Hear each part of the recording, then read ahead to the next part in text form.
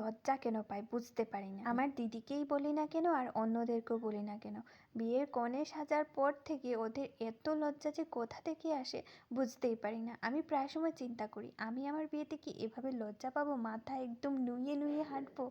আমি এসব নিয়েই ভাবনা চিন্তা করতে লেগে গেছিলাম। তারপর ওদের সাত পাক দেখছিলাম, অনেক ফুর্তি করছিলাম, নাচ গান হই হুল্লো। আর ওকে যদি তোমরা ছেলে ভেবে থাকো তাইলে তোমাদের পুরো ভুল ধারণা। ও একটা মেয়ে, ও আমার বোনঝি। ওকে প্রথম দিন আমিই দেখে শখ খেয়ে গেছিলাম, তোমাদেরকে আর কি বল। ওদের সাত পাক শুভদৃষ্টি শেষ হওয়ার পর দিদিকে আবার রুমে দিয়ে গেল। তারপর অনেক কটা ফটোশুট করে আমরা চলে গেছিলাম খেতে, আমি, দিদন, মা, অভি আর আমার এই পুচকু বৌমনিটা। আর সাথে ছিল আমার ভাইয়ের সব বন্ধু বান্ধব। খাওয়া দাওয়া করে এসে দেখি এদিকে বিয়ে পুরো শেষ, সিঁদুরদান পুরো কমপ্লিট হয়ে গেছিল। তারপর আমি ড্রেস চেঞ্জ করে নিয়েছিলাম, এখন নিজে ফ্রেশ হবো, তারপর দিদিকেও ফ্রেশ করতে নিয়ে যাব। ও তো আমাকে বারবার বলছিল আমাকে কেমন লাগছে একটু বল একটু বল। আর এদিকে 3:30 বেজে গেছে, চলো আমরা ঘুমিয়ে পড়ি। আজকের মতো এতটুকুই, tata, love you, bye, take care.